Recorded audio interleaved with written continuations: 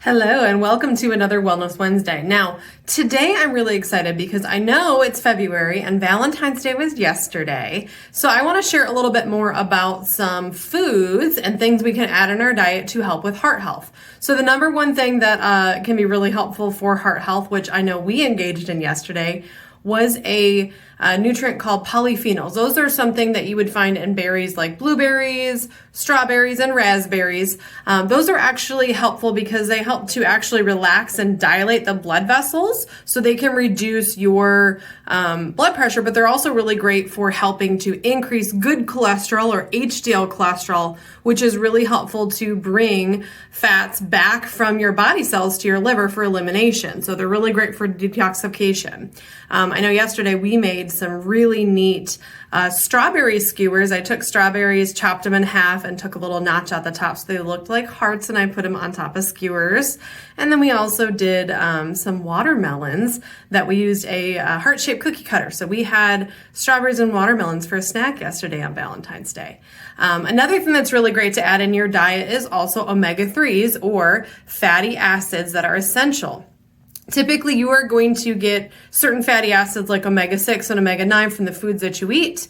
Omega-3s you also are going to get from foods. However, your body cannot make omega-3. The only way to get those in is through your diet. So some of the best sources are going to be seafood, flax. There's many other things that contain omega-3. There's a lot of products and companies now that even add omega-3 in and enrich foods with that as well. Now, that is really great because it reduces inflammation. So it's actually a natural anti-inflammatory that thins the blood so it can help prevent collapse and also maintain healthy heart because of, again, managing blood pressure and cholesterol, very similar to the polyphenols.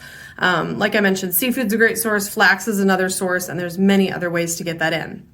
Another thing that's really important is folate, or also known as B9. Now, if you are taking a B complex, you may have a great source of B9 in your vitamin already. Typically, when it comes to B9 in supplements, a lot of companies use a poor quality ingredient called folic acid. Folic acid is not readily absorbed. Your body actually has to convert it before it can absorb it. So I typically recommend that you have a supplement that has folate in it, not folic acid. It's a little bit easier to absorb. If you also have any genetic disorders that make B vitamins hard for you to absorb, you really want to make sure you've got a good quality of that. Now, our multivitamin Daily Balance also contains a B complex. So if you're not taking a multivitamin, Daily Balance can be a great resource for you. Not only can it be used as a multivitamin, but it also has that B complex in there. So it's got a little bit of everything that your body needs to help kind of bolster your nutrition a little bit more, especially if you're not getting 100% good diet. The great thing with B9 or folate is it reduces your risk of heart attacks, strokes, and cardiac conditions, but it's also really helpful for liver function. Great sources that would be leafy vegetables, so things like kale, spinach, and any of your leafy greens. The number 4 thing that I think is really helpful is L-Carnitine. Now, that is a nutrient that you would find to help support heart health function as well as, again, healthy cholesterol levels. It actually helps to break down fat into energy. So that's a great way for your body not only to lose weight, but to also use the fat in your diet for energy sources. If you can actually administer that after a heart attack, it can actually improve recovery and exercise tolerance too. So good sources of that would be in animal protein. So if you are eating protein and maybe not digesting it well due to aging and stomach acid changes, that may be something where you need to add a digestive enzyme in. You can also find that one in avocados as well. The number 5 is quercetin, which I know I've talked about that one a ton. So that is one typically that can be really helpful because it is an anti-inflammatory. It's been linked with a lot of other health benefits as well. I know I've done a video on that one previously, which I'll try to link at the very end so you can watch that and learn a little bit more about quercetin. But that is also, in addition to being anti-inflammatory, helps prevent blood clotting.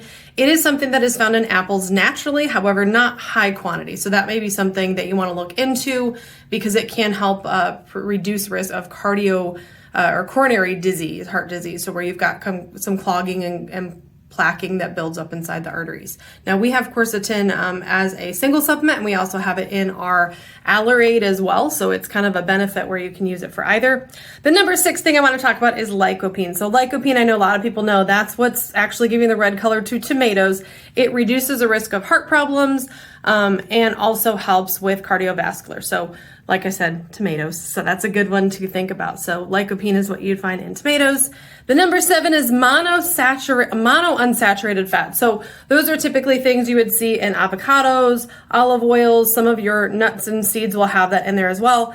That again helps with balancing good and bad cholesterol levels. So another great one to make sure you have in your diet. I know typically when I recommend protein frequently throughout the day, I usually say, eggs, peanut butter, handful of mixed nuts. Those are great options for snacks to make sure you're getting some of those good fats and good healthy stuff inside. And the number 8, but my number 1 is magnesium. Magnesium is a natural muscle relaxant. It's used in 300 different enzymes in your body.